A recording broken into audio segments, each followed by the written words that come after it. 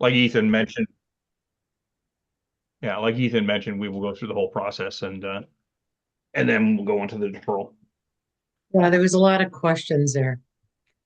You know, Okay. All right. Well, we are all here, so we might as well get started. Sandra, if there's anyone that needs to be led in the room, now's the time. Yeah, I have quite a few in the waiting. If you could just give me Okay, a minute. great. All right, Thank you. we'll hang up for a bit. And I have one person I need to identify. I'm not familiar with one of the numbers that's there.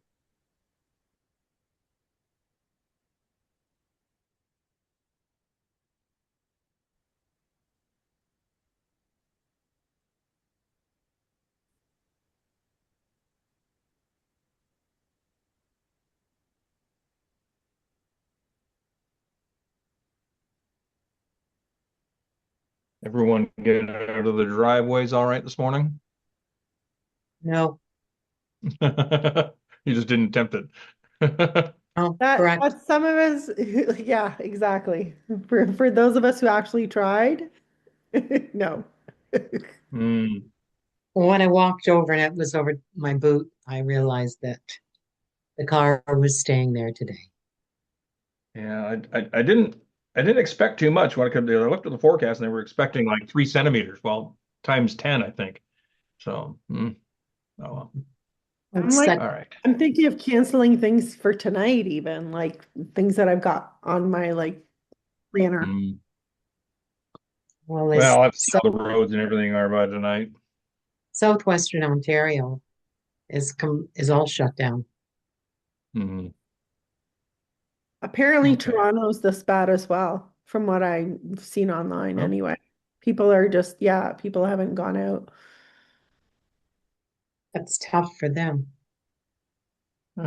okay. Looks like we've got just about everybody in, so we can get started. Um, Before we get going, does anyone have any items like they'd like to discuss regarding the procedural orders? No, I'll move them. All right, Cheryl will move. Second, Miriam, all in favor? That motion passes 5-0. Okay, on to the first item. All right, first item on the agenda is submission number A25121. Excuse me. Notice of public hearing under section 45(1) of the Planning Act, RS 1990. The owner is Stephen Plunkett. The agent is York Developments. The location is 9282 Elviage Drive. The purpose is to permit an enclosed sunroom to be constructed on top of an existing deck. Variances requested are one, to permit an east interior side yard depth of 29 meters, whereas 30 meters is the minimum required. And two, to permit a west interior side yard depth of 26 meters, whereas 30 meters is the minimum required. Okay. All right. Before we get started, does anyone require a presentation on this? Well, let's first find out if there's anybody from the public here. Okay. I don't believe there was anyone registered, but Sandra, is there anyone from the public here for this item? Through the chair, just give me a sec. I still have to find the iPhone number that came up. All right. There's a lot of people here. Yeah, I don't believe we do unless they choose to raise a hand, so we know they're there. Okay. Okay, thank you. Okay. I don't expect anyone needs a presentation, so we'll get going. Okay. Is the agent here, Bruce? Hi, Bruce. How are you? Good yourself? Good. Well, A little hello, snowed in, but other than Bruce that, we're fine. Page. I haven't seen that face for a while. For a few years, yes. Yeah, quite a few years. All right, Bruce. I assume you've had a chance to read the report from the city. Is there anything you'd like to add or questions you have? Actually, no, we're satisfied with the report that was prepared. I'd like to say thank you to the city for the report and their assistance. Just to point out that the minor variance is for a side yard relief. The existing dwelling is already set back about 10 to 19 meters from the property line. The actual enclosed deck, the patio deck, it doesn't protrude any further into the rear yard than the existing garage. So it's fully within the enclosed uh, portion of the dwelling. So we feel that the four tests have been satisfied. All right, great. Okay, we don't have members of the public, so we can go directly to committee. Cheryl, you're first up. You know how many times I've been out to that property? They have opened up their property for, I don't know, years and years, done fundraisers, and they have the opportunity for the dogs. So absolutely no questions, nothing at all. Thank you. All right, Daniela, any questions? Oh, I have no questions. Thank you. All right, Jeff? No questions at all. Thank All you. right, Miriam? No questions, thank you. Yeah, I don't have any questions. I can't tell you how many times I've been to this property, and between it and the the Ours. horse stables and the garage next to it, this is just a a drop in the bucket out there. So, okay. With that said, can I get some direction? Miriam? I'll move the application. All right, great. Miriam will move. Can I get a seconder? Second. Cheryl? All right, if there's no further discussion, all in favor? That motion passes 5-0. All right, to the applicant, this permission is not final until the expiration of the statutory appeal period of 20 days from the date the decision has been signed, during which the applicant, the minister, or a specified person or public body may file with the Secretary Treasurer an appeal against the decision of the London Committee of Adjustment. But with that, consider the matter to be closed. Thank you for your time. Bye, Bruce. All righty. Bruce used to work in the city in the planning department. Oh, And now he's making more money working for somebody else in the planning department. Yeah? Oh, there you go. Mine does the same thing. Sees me talking and needs to be involved. All right. Okay, second item on the agenda is submission number A 25122, notice of public hearing under section 45-2A1 of the Planning Act, RSO 1990. The owner is Cole Jordan. The agent is Linka Priyama Limited. The location is 156 to 158 Hyman Street. The purpose is to permit an addition to the existing semi-detached 2-unit dwelling. The requests are: 1, to permit an extension of a non-conforming east interior side yard depth of 0.7 meters, and 2, to permit an extension of a non-conforming west interior side yard depth of 1.4 meters. Okay. Is the agent here? Hi, Yep. Danielle, how are you? Yes, how are you? Good, thank you. Good. All right. We don't have any members of the public registered for this either. So unless somebody needs a presentation, saying none. No. Okay. Hi, Danielle, if you, I assume you've had a chance to read the report from the city. Is there anything you'd like to add? Yeah, no, I would just like to highlight that the subject lands contain the semi-detached dwelling already has reduced westerly and easterly side yards. We are simply proposing an addition at the second floor that will maintain the existing setbacks. And it's pretty much an application to recognize the legal non-conforming setbacks. We have reviewed the staff report. Thank Chloe for the work. We also have reviewed the condition and we understand the requirements. The application maintains the intent, the purpose of the official plan, zoning by law, is minor in nature, desirable for the appropriate development, and we respectfully request the committee's approval. If you have any questions, I will be happy to answer them. Thank you. All right, wonderful. Okay, no public, so we can go directly to committee. Danielle, any questions? Yes, I have a question to the applicant. This addition will not encroach further onto the side yards, is that correct? That's correct. It will Okay, maintain the front edge and the interior side yards. okay, thank you. And will this addition create additional units? No, we will keep the 2 units. It's just for accommodation of 4 bedrooms in total for each unit. There will be internal arrangement to make the bedrooms in a better size. Okay, those are my only questions. Thank you. All right, Jeff, any questions? No questions. I think it's positive. All right, Miriam. No questions. I like No, I like the project. Thank you. All right, Cheryl? No, thanks. No, I don't have any questions either. It seems fairly simple. All right. With that said, can I get some direction? Daniela? I'll move it. All right, Daniela will move. Can I get a second? Jeff? All in favor? That motion passes 5-0. Okay, to the applicant, this permission is not final until the expiration of the statutory appeal period of 20 days from the date the decision has been signed, during which the applicant, the minister, or a specified person or public body may file with the Secretary Treasurer an appeal against the decision of the London Committee of Adjustment. But with that, consider the matter to be closed. Thank you for your time. Thank you.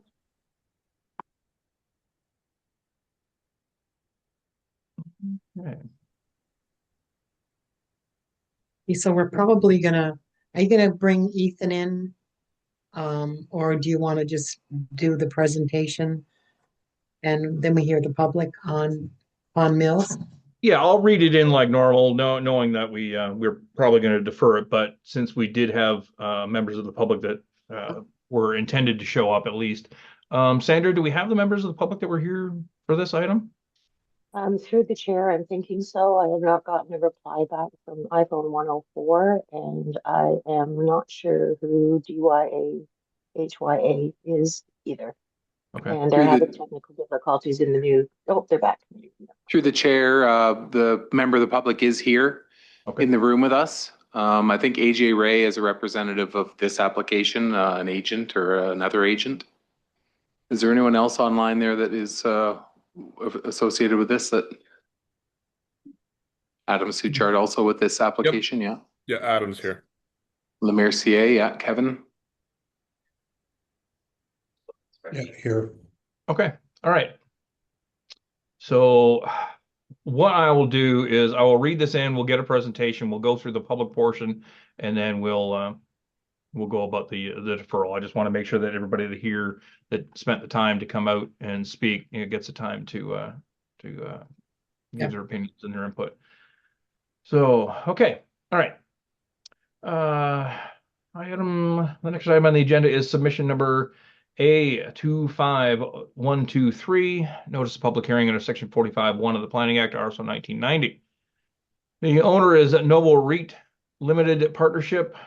The agent is City Planning Solutions, Inc. The location is 961 Pond Mills Road and 1040 Wilton Grove Road. Purpose is to permit outdoor storage and permanent shipping containers in the front yard.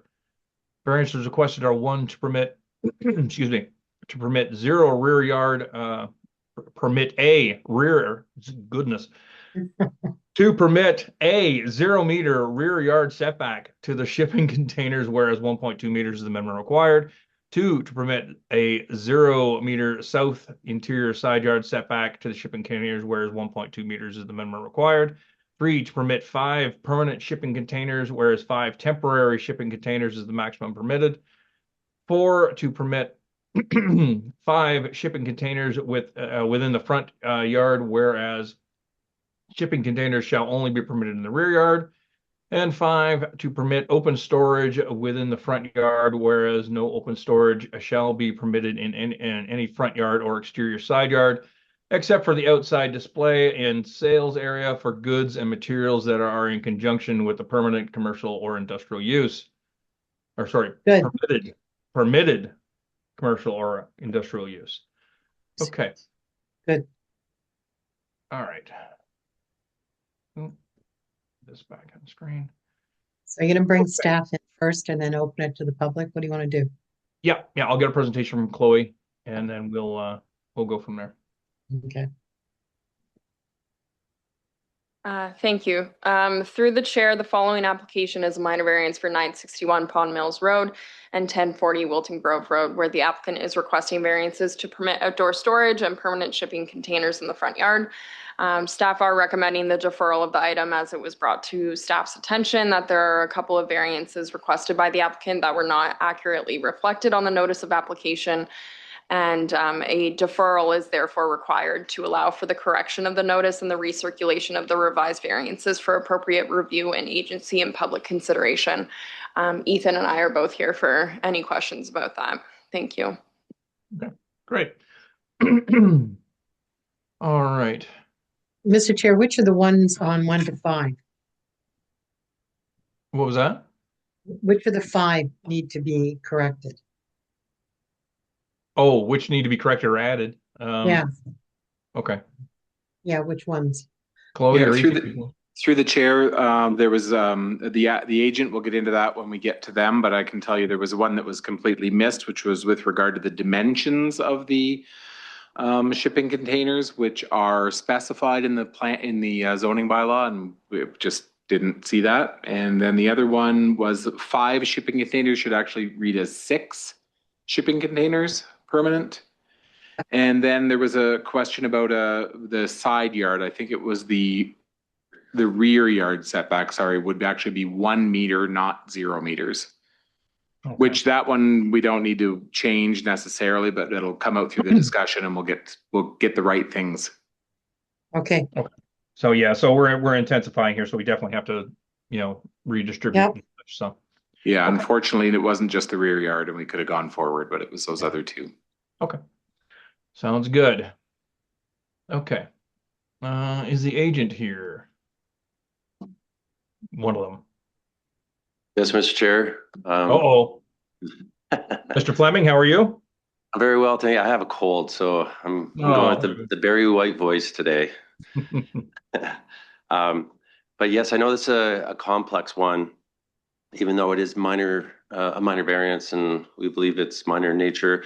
So I've got a very quick presentation, if I could give you that. And there was something circulated to the committee today. I apologize for its lateness, but whether you have it or not, I can just go through a quick verbal presentation here to explain some of the complexities.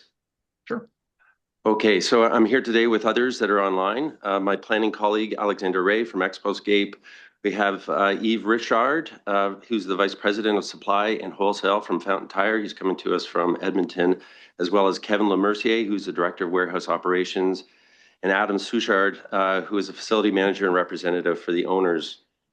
Fountain Tire occupies a warehouse of 75,000 square feet on the site, and that's a major tire distribution center. There's actually only 2 of them in all of Ontario for Fountain Tire, and this is one of them.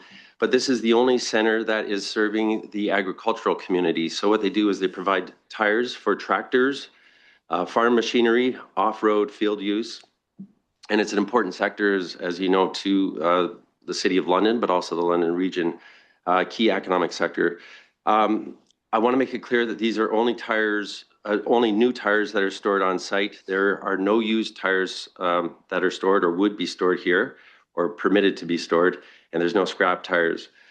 Now, if you go to page 4 of my presentation, I show these are economic lands, and they're designated light industrial. That goes for the property we're talking about, as well as all of the adjacent sites, as well as, or including the residential use, which is next door.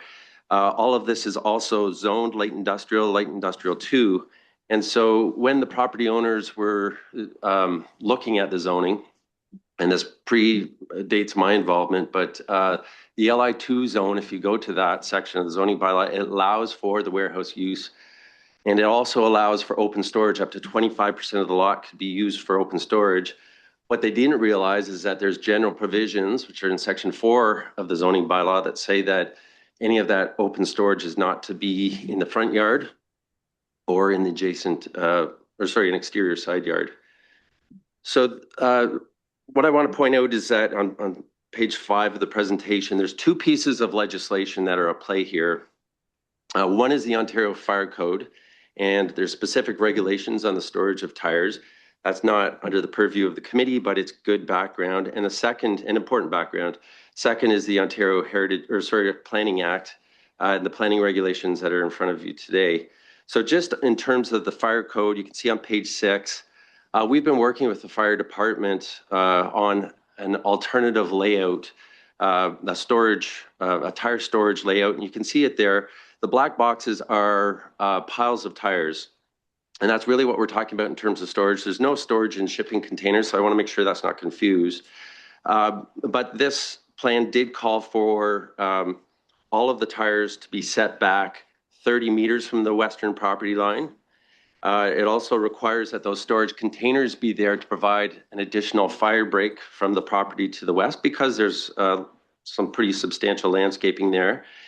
And there's a number of other requirements associated with it, but this has now been approved as of the end of November by the fire department, in fact, signed by the deputy chief, who's had a very focused attention and interest on this one. So you can see on page 7 of the presentation where the proposed north yard and the south yard are as per the approved plan from the fire department. Now, on page 8 of the presentation, you'll see that there are some conditions that were included with that tire storage plan. And I can tell you that for some time now, all of those tires have been 30 meters separated from the property to the west. And these shipping containers, as per the plan, have been put in place, and they've been painted black to make them look more tidy and more amenable to that sort of industrial area there. But these are empty shipping containers, and this is a requirement of that fire plan that they be empty adjacent to the western lot line. And this is despite the additional 30-meter separation of all tire piles. There's also regulations in that approved plan that relate to the specific locations of the piles. It has to be painted. The lines have to be painted on the asphalt to show where they can be stored. There needs to be a painted fire route within and amongst the piles. There needs to be fencing around both of the south and the north yard, and that fencing has to have a fire retardant screening around it, which will double as a screening in terms of visual screening. And there's many other requirements relating to things like fire plans, emergency plans, no smoking on site, et cetera, et cetera. So that's the fire code part of it. And what we're left with is a plan that's approved, and now an opportunity for us to, or need for us to address the Planning Act considerations to implement that plan. As I said, really the major part of the variance here is to allow for open storage in the front or exterior side yard. And the second part is to deal with the shipping containers that are required as a fire break by the fire department. So on that first point of open storage in the front or exterior side yard, I'm on page 10 of the presentation. The official plan actually allows for open storage in those front yards, but it says large open storage areas will be screened with fencing and landscaping that is appropriate within the surrounding context and view corridors. So the official plan's intent is to avoid large open space facilities that are within industrial areas that tend to have lots of office space and sort of a higher sort of visual quality. And it says appropriate within the surrounding context and view corridors. Well, the two lots are going to be required to have screening around them, so they're not going to be visible from the street. But also, I've provided in the presentation the context for the area, and you can see in that light industrial area, there is a lot going on in front yards, including storage of tires. There's shipping containers just around the corner. There's all kinds of trucks and truck trailers. There's heavy equipment. These are things that are in the area, in the designation, in the zone. So in terms of allowing for the empty shipping containers, that's the second part. So the first part is allowing for open storage in the front yard. The second is relating to shipping containers. Again, these shipping containers will not contain any tires whatsoever. They're simply to provide an additional fire barrier. And I say additional because all of the piles will be set back 30 meters. So to implement the plan that's been approved by the Deputy Fire Chief, we're asking for 6 shipping containers permanently as the enhanced safety feature, allowing for the specific sizes of containers, 1 meter versus 1.2 meters setback from the western property line, and then 0 meters versus 1.2 meters setback from the south interior line. That's where the Ross Towing adjacent property is to the south, and that's to give maximum protection for the property to the west, butting right up against that southern property line.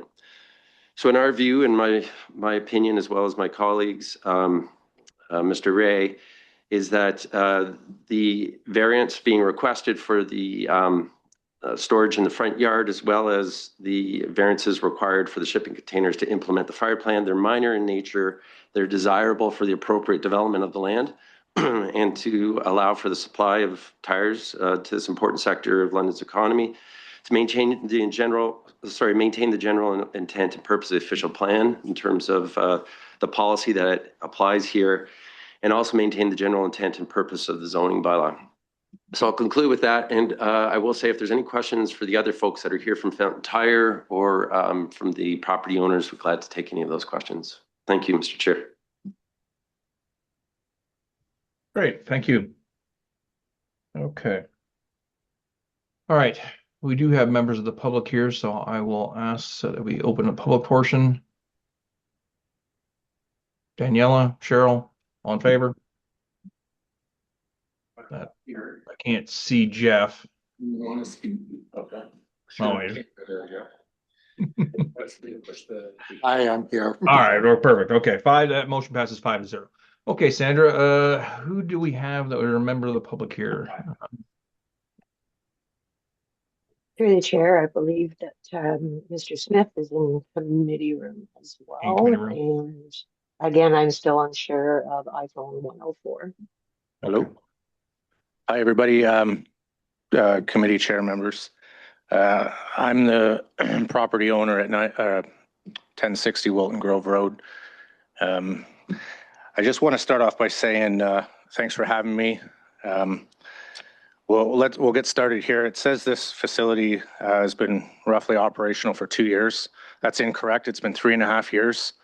There's lots of documentation on it, and the tires have been there 2 weeks shy of 3 years.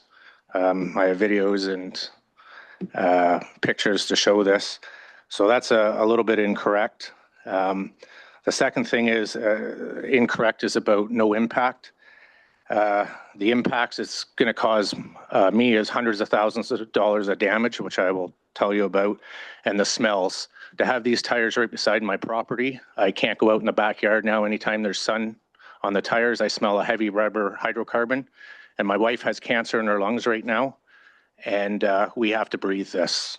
So when it says the impacts are no impacts or minor, I believe that's incorrect. And the last thing is incorrect about minor variances. I think that's pretty far from the truth. These are major variances. It breaks every fire code, and the fire code is law, and it breaks every bylaw. So I can't even understand how this is even being put in. I mean, it's already been there 3.5 years. This should have been done years ago, but we'll go from there. The first major thing is I fought a few years ago, 961 and 1040 Wilton Grove Road. They tried to sever their property, and I fought against it. They severed it to. They severed more time. Sorry, there we go. Hi. Oh, okay. They severed it years ago, and I fought against it. I said, you might as well keep the big property for future development and expansion. And I was basically told to go pound salt, and they severed the whole rear of the property to the Islamic Center, which is great. They needed the space, but they severed it to 951 Pond Mills Road. So they lost all that. They lost all that space. They could have easily had an outdoor tire storage facility, but basically I was told to go pound salt. They wanted to make the money, and they did. And now we're here because the property's too small to have these tires here, or anything, any future development. They've really limited their possibilities. So I just wanted to just to tell you that. Again, breaks every fire code violation. This has been an ongoing thing. There's been dozens and dozens of complaints to Matt Heptich of the fire department. Really haven't gone anywhere. I invite you guys all to jump in my car right now, and we'll come out. It is currently illegal right now. The gentleman to my right, he said that there's no tires in the shipping containers, which I totally agree with. But in the picture that hopefully you guys read my my 2 emails, one with all the written information and one with the pictures. I absolutely agree with the gentleman to the right. These shipping containers, there's no tires in them, but there's transport trucks right beside them with all the open doors. So yeah, they're not in the shipping containers, but they're in the transport trucks right beside the shipping containers. So when and if there's a fire like Hagersville or the Manitoba Sturgeon tire fire, my trees will catch fire, and I'll lose my house. I'll lose everything I've worked for, and possibly my life if me and my wife are in the house. So it does break the fire codes currently right now. I invite you guys all out there. I can show you my property. I can show you these tires. Now with the property damage, I sued a company a few years ago and I have no problems doing it again. I got quotes here. I had 30 trees damaged.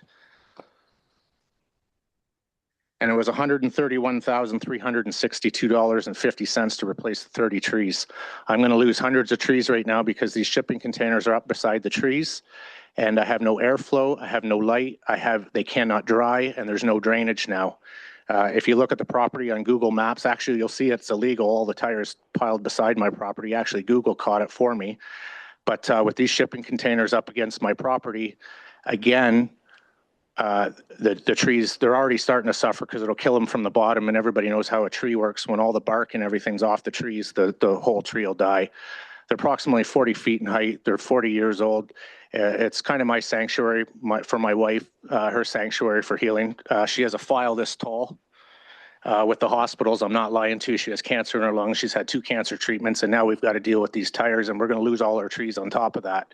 Again, these shipping containers right beside the trees. Well, actually, my trees were spray painted because the guy to the right here, whoever his company, they wanted to paint them to make them look good, and all my trees were painted, and I got photos and videos of that as well. But again, with these shipping containers right beside the trees, they will die. They're starting to now, and I would like the containers removed.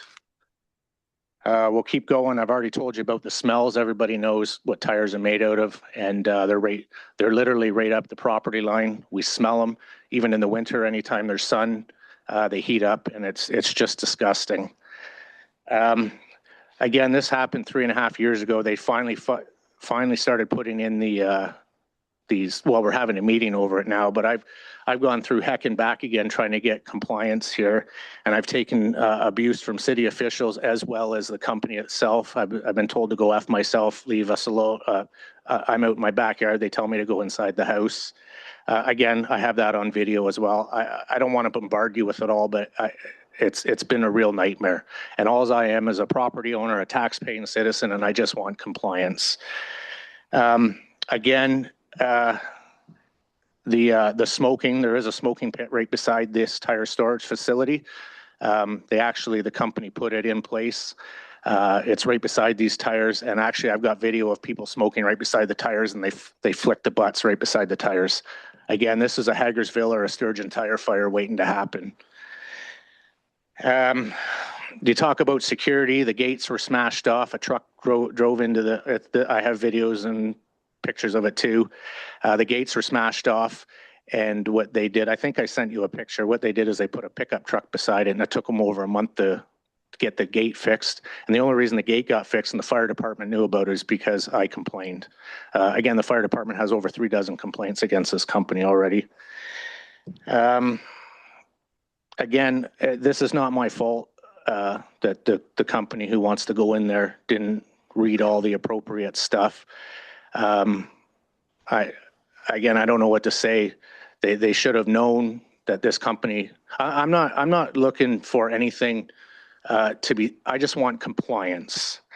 I just want compliance. In no way, shape, or form should this outdoor tire facility even be there. There's other facilities around the City of London, and this is just like, they just got caught. They're like, oh my God, we didn't read, we didn't understand what was going on, and now we're trying to pound this tire. I believe it was a 10-year lease they signed, so they're just trying to appease the tenants, so there's no pushback. But again, these are the people that are running this company saying to Fountain Tire, yeah, you can put a tire facility here when really you can't. It breaks every bylaw and fire code there is.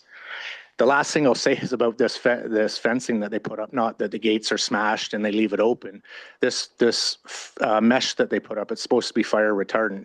It's ridiculous. They put up this fire retardant with aluminum clips. So anytime there's a fire or an issue, the aluminum clips, I won't.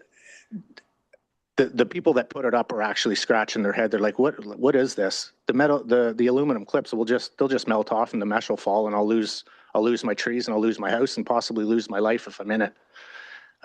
So yeah, there is a fire retardant mesh around it, but it's connected with aluminum clips that'll simply melt off in a fire. And the fence, I believe, is only 7.5, 8 feet. They pile the tires higher than I've got pictures of this too. The tires are right beside the cargo containers, but they're piled higher than the cargo containers. So if there's a fire, obviously the tires are above these cargo containers. They're just going to get over the cargo containers, and my trees in my house, I'll lose it. Basically, in conclusion, what I'm saying is I'm not against this tire facility. I'm just asking you guys for a couple of things. Follow the fire code. I don't want these tires beside my property. I don't want to smell them anytime there's sunlight out. It is disgusting, a hydrocarbon rubber smell. And these cargo containers are there, but from the picture, there's not going to be any tires beside there. So why are these cargo containers there? I'm asking you, my trees will die. I have no problem throwing another lawsuit in. It was very advantageous when I lost 30 trees before. I will do it again.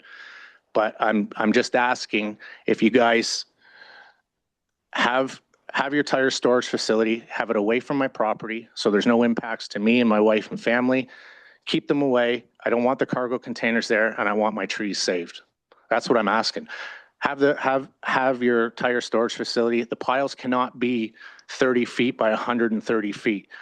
The fire code says 10 meters by 10 meters, which is 30 feet by 30 feet. If you want to have little tire piles 30 feet by 30 feet, I'm cool with that, as long as they follow the fire code. Again, I'm not against this company. I'm not against them economic prosperity. I'm just asking, please don't let it affect me. And that's it. I'll be glad to take any questions.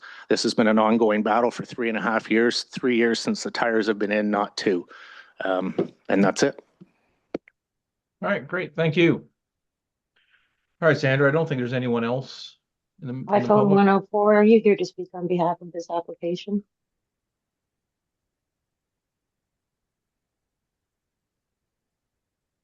Hey, Ethan, is it possible to do a point of clarification or no? Just put my. Okay, I'm sorry. Okay. Okay. All right. Well, we'll go on. All right. Can we get a motion to close the public portion before we go on? Miriam? A second. Daniela? All in favor? Jeff? Just put your hand up if you're in favor. All right, perfect. Okay, that motion passes 5-0. Okay, Mr. Fleming, is there anything there you would like to respond to? First of all, Mr. Chair, I'm glad we're going to defer this.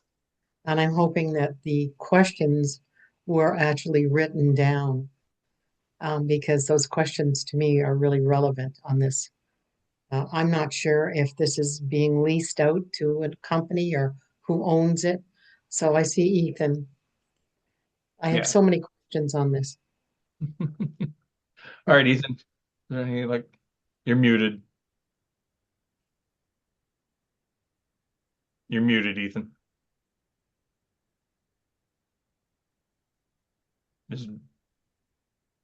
Does Jeff still have his microphone on?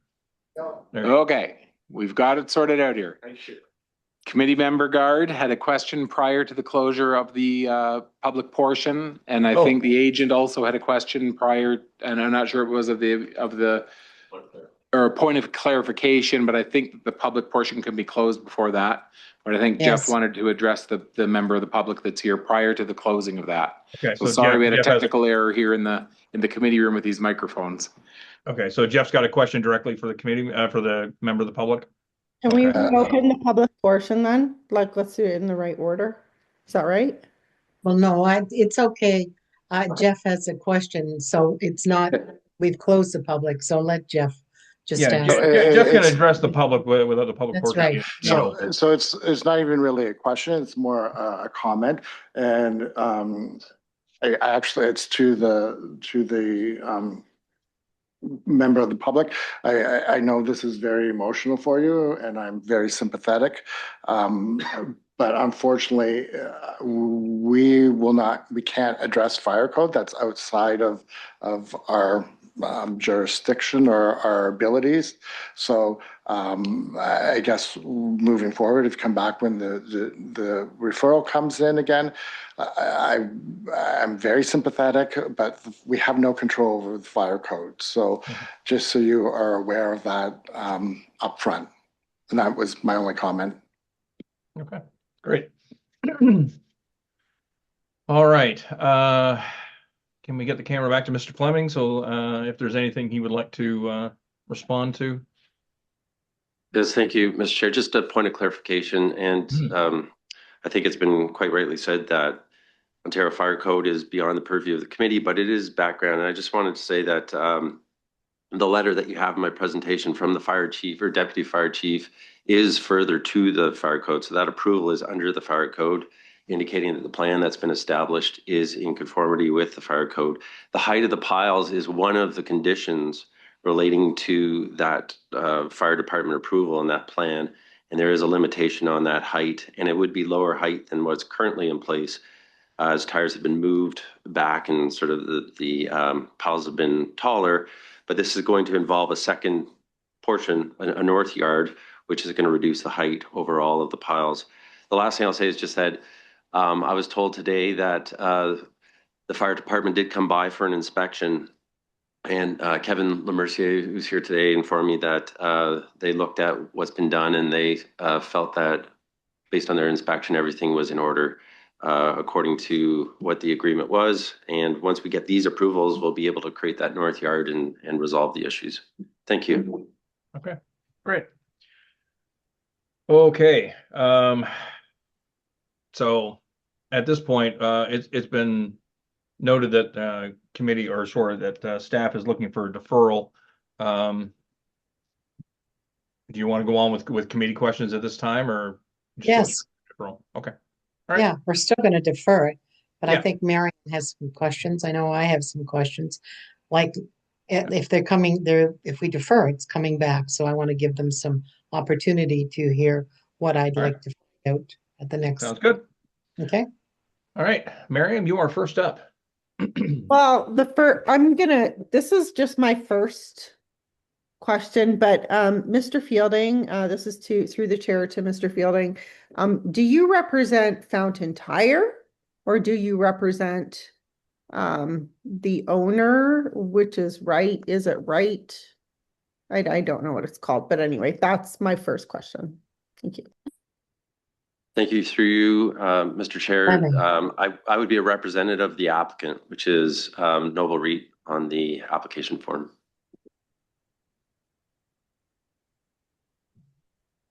Okay, thank you. You know what? I'm going to wait until the referral comes back, but that's kind of like I don't know. I'm kind of really confused about is this yeah, sorry, I'm thinking out loud. I'm gonna rest. Thank you. Okay. All right. All right. Can't say. Oh, John. Or no, sorry, Jeff. I keep saying John. Sorry about that, Jeff. At this time, I have no questions. I'm still trying to wrap my head around some of it, but Okay. yeah, I think there's really, for me, unless someone can correct me, we're talking about a rear setback and a a front yard setback. And then the rest of it's just dimensions of the shipping containers, the number 6 versus 5. Is that my understanding? Is that correct? I believe so, yes. So I have no further questions then. Thank you. Okay. All right. Cheryl, any questions? Yeah. So is Fountain Tire a tenant in this property? Yes, they Through are. Mr. Chair, yes, that's correct. They're a tenant. The property is owned, and I stand to be corrected, but the property is owned by Noble REIT.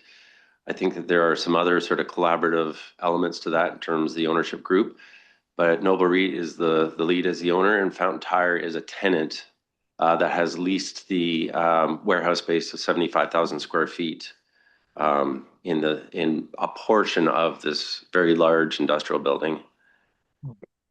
So further to that, how long is their lease? I would defer that question to either Mr. Richard or Mr. Lemercier, who are here from Fountain Tire, or in fact, Mr. Souchard, who's here as well as facilities manager. Yep, so it's a 10-year lease, so they've got about 7 years left. Okay, 7 years. And I think that I understand what Jeff's saying, but the problem is that Mr. Fleming actually introduced with a report from the fire department. So once that's in a response from the applicant, then I think it really does touch the decision that I'm going to make, even though it's not part of it, but it was introduced. So I have questions that, John, that you need to answer in the next one. We're going to defer them. So I'm looking at A, the closeness to his fence, B, the smell. I know what rubber in the summer smells like. It's terrible. And there just seems to be, and I understand the neighbor's position very well, but I also understand that it's in an industrial area, which is zoned. So, so when it's deferred back, perhaps, John, you could bring in some information. I don't think I have that report that you were talking to today.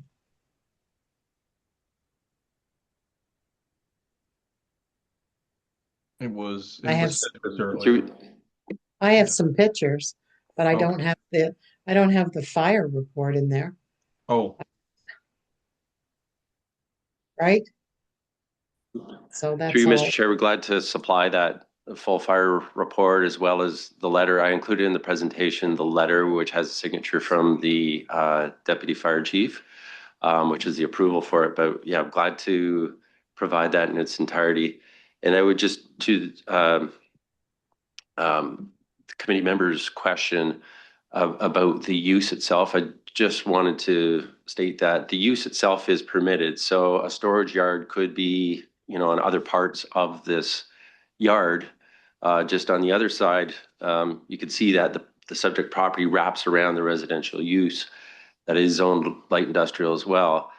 Could be over there, and it would be directly adjacent. It's an industrial area, it's employment lands, that's what it's for. So the only question is, and the only provision that we're varying relates to the front yard versus more interior. And the way that the site's laid out, there is no opportunity on that interior part. So that's why we've identified this as the site to put these yards. But it could be allowed as per the zoning in other places without a variance. Well, it was just helpful for me to know who owned the property because Mr. Smith, your direct neighbor, was concerned why the 7,500 square feet at the back was given to the Muslim Center. So now I understand it has nothing to do with Fountain Tire. So, Mr. Chair, unless there's any other questions, I'd like to defer this and ask Ethan what date he's looking at. I was muted.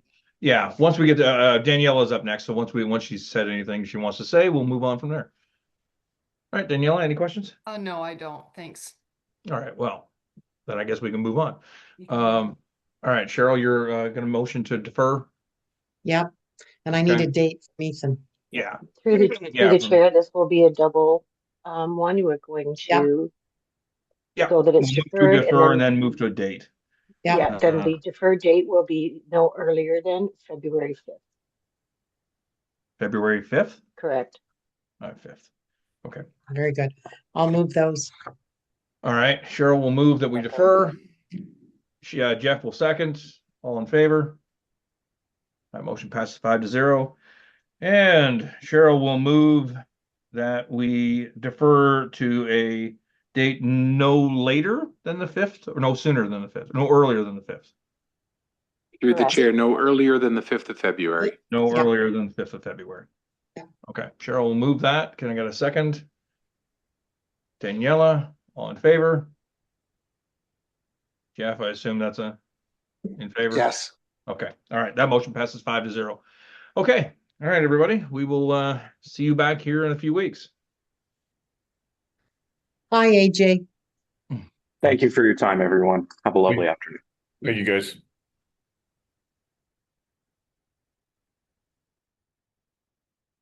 Okay. Yeah, that was, Well, I'm glad we did that because there was a lot of information there that was important. Well, that's a hard one. yeah, I think it's good that we chunked it out too, because I'm already confused. So You're All welcome. right. Then you need to color your hair then. What All right. what color, Cheryl? Yeah, oh, let's not get into I that. don't know. Okay, Mr. Chair, next one. All right.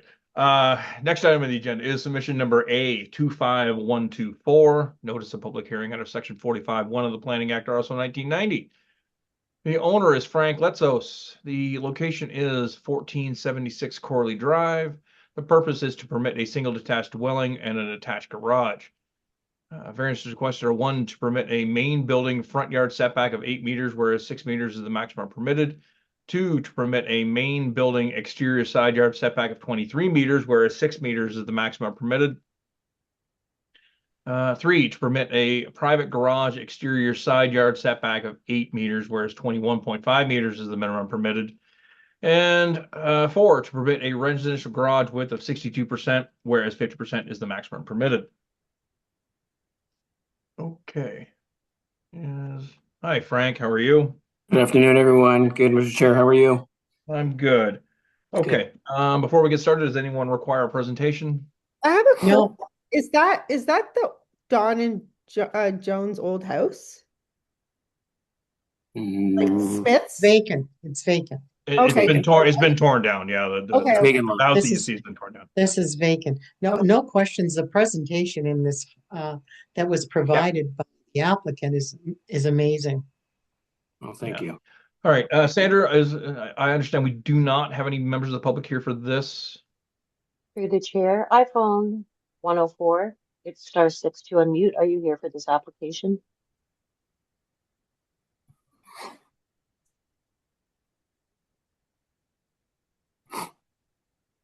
I've sent a private side message with no reply, so I'm unsure at this time. Okay. All right. Well, we'll move on. If somebody interrupts us in the meantime, we can open the public portion at that point. But okay. Since nobody requires a presentation, Frank, I assume you've had a chance to read the report from the city. Is there anything you'd like to add? No. Thank you. Thank you for having us. And thank you, of course, to the city planning zoning. Working with them, we asked a lot of questions, but they were great. Really, just a quick summary of this.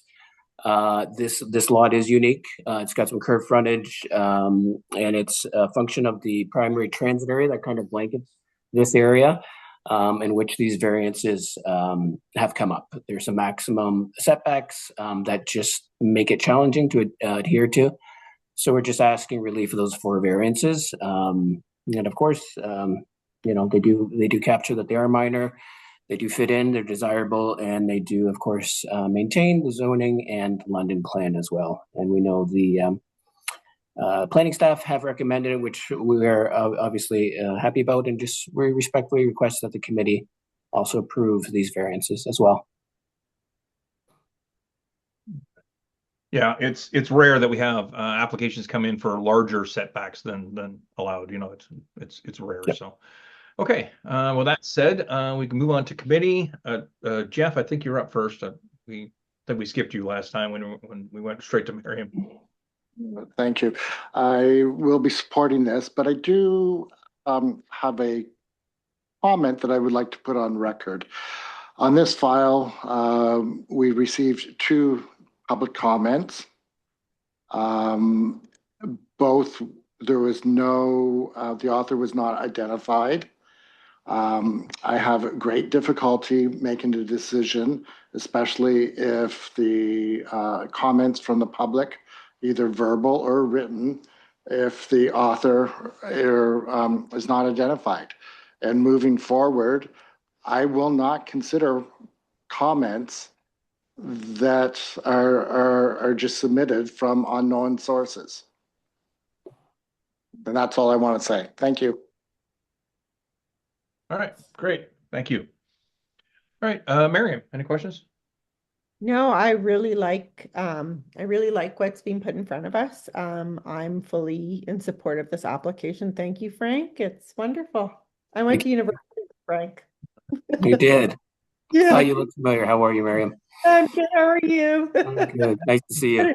Good to see you too. It's a great application. Would love to support it. Thank you. Thank you. Thank you. All right, Cheryl, questions? That's quite a house. It's beautiful. No, it's all in the package. I don't have any questions at all, Mr. Chair. All right. Danielle, any questions? No, no questions. Thank you. Yeah, I'll I don't move have it. anything either. It's all right, Cheryl I'll move move. it. Yep. I'll second. Give it a second. All right, Jeff will second. There's no further discussion. All in favor? That motion passes 5-0.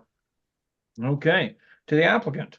This permission is not final until the expiration of the statutory appeal period of 20 days from the date the decision has been signed, during which the applicant, the minister, or a specified person or public body may file with the Secretary Treasurer an appeal against the decision of the London Committee of Adjustment.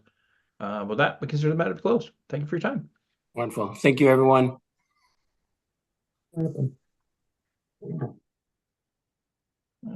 Okay. What an awesome application that was. I just have to say, like, it was so beautifully put together.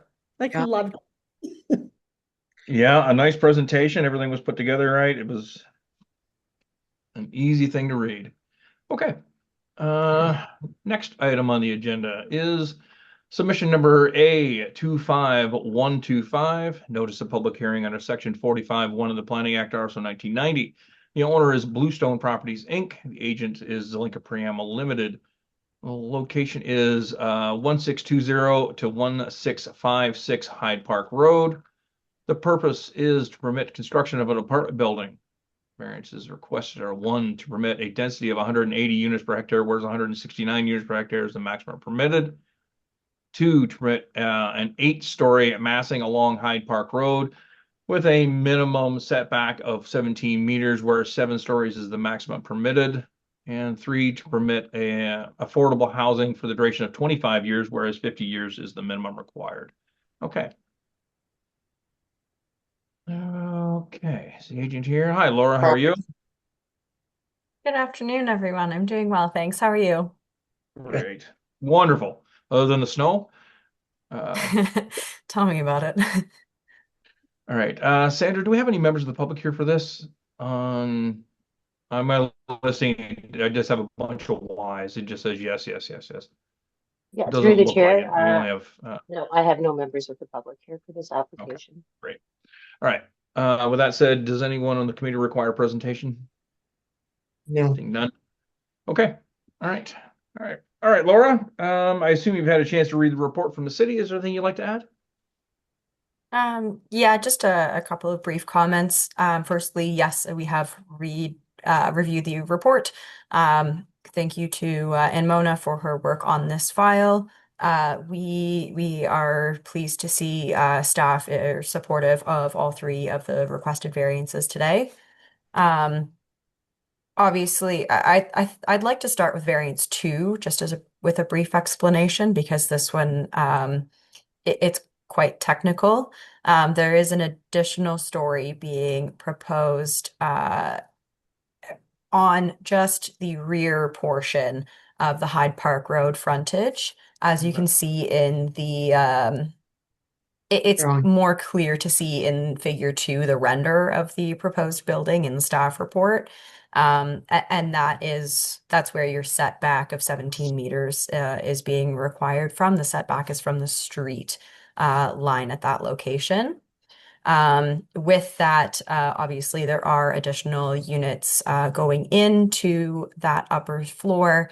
And with the reworking of some of the internal floor layouts, we were able to maximize the internal space, hence the request for additional density to permit the changes in the built form. And finally, it is Bluestone's intent to provide 5 affordable housing units as is required under the B76 bonus zone. However, they were seeking some flexibility in that hoping to reduce the duration of affordability to 25 years, which is a more common affordable housing term when looking for loans, etc. But again, Bluestone's intent is still to provide those units as are required. So that is all. If there are any questions from committee members, I'm happy to answer them. Thank you. Okay, wonderful. All right, no members of the public, so we can go on directly to committee. All right, Daniela, any questions? Thank you. All right, Jeff? No questions, but I would like to point out that the applicant also has worked with Heritage. There's a Heritage easement on the existing house at 1656. They've agreed to move the house and save the house. So I think just for that alone, they should be able to build whatever they want. Thank you. All right, all right. Okay, Miriam, any questions? No, sorry, I zoned out when you were explaining 3. Why 25, not 50? Okay, through the chair. Variance. I need, sorry. I just think everybody's inside my own head all the time. I need clarification on variance number 3 through the chair. Thank you. Yes, through the chair as well. Not a problem. Happy to elaborate on that. Generally for affordable housing, like loans through organizations such as the CMHC, 10 years is the minimum, and they typically go up incrementally. And then through the cities, or I don't think it's the city actually. There is another requirement. It's through development charges, if I'm not mistaken. 25 years is the minimum to receive any kind of relief in the development charges. And so that's the reason that we're seeking a reduction in the duration for affordability. Additionally, I don't know if any members of the committee have reviewed the affordable housing contracts that the City of London draws up, but the units are quite costly to secure, insure, etc. And this will provide Bluestone with some relief in that area as well. On top of, as was mentioned by Jeff, the moving and restoration of the existing heritage house is already a very significant cost. So yeah, those are sort of the multitude of reasons why the reduction here is being sought. Great. All right. Any other questions, Mary? No, I think that's great. Thank you so much for that explanation. It's really good. Nope. I'm good. Thank you. All right, great. All right, Cheryl, any questions? No, thank you, Mr. Chair. Yeah, the only question I have is the setback for the 8 stories. That is to the ultimate road allowance. Is that correct? Through the chair, that is to the property line. Yes. To the property line. Okay. Just wanted to make sure I find that. Okay. Marty, you had your hand up? Yeah, I'm sorry.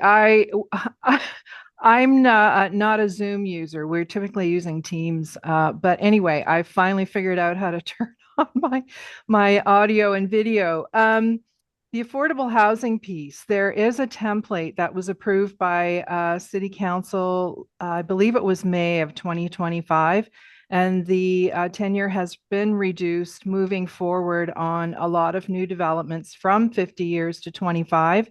And Bluestone's interest is in conforming to the new standard rather than being held to the old one that was more common, 5 or 8 years ago. And yes, the heritage home move is quite extensive and expensive, and it's adding to the cost of our development considerably. So with that benefit to the community, we felt that it was reasonable to request a change from 50 to 25 years. Thank Okay. Sorry, you. Marty, are you with Bluestone? Yes, I'm sorry. I should have identified myself. Oh, that's fine. Okay. So just for my own clarification, the reason for the reduction is more for a financial reason than anything else to get the funding required, right? Yes, funding as well as future operations. There's I don't want to suggest it's onerous, but there is quite a time-consuming process of reporting to the city every year on certain requirements for the affordable housing units. And we just thought 25 years was a more reasonable time frame to be locked into an agreement that will take considerable administrative time for us to complete. Right. Okay. Great. Thank you very much. Thank you. Okay. Jeff, you probably want to move it because you're all excited. Sure, I'll move it. All right. All right. Jeff will move the application. Can I seconder? Oh, it's a Miriam. Miriam. All right. I like to move okay. too. All right. We have a motion. We have a seconder. If there's no further discussion, all in favor? That motion passes 5-0. All right. To the applicant, this permission is not final until the expiration of the statutory appeal period of 20 days from the date the decision has been signed, during which the applicant, the minister, or a specified person or public body may file with the Secretary Treasurer an appeal against the decision of the London Committee of Adjustment. With that, consider the matter to be closed. Thank you for your time. Thank you, committee. Thank you. Have a great afternoon. You too. Steve, well done. Well done. Thanks to staff. I'll move adjournment. Well done. That was a big one. Right. Yeah. Can't wait for that. Can't wait for the 5th. Okay. Yeah, you All can. right. All right. move- Cheryl has moved adjournment. Is anybody upset about that? All right. Danielle will second. All in favor? That motion passes 5-0. We stand adjourned. All right, everybody.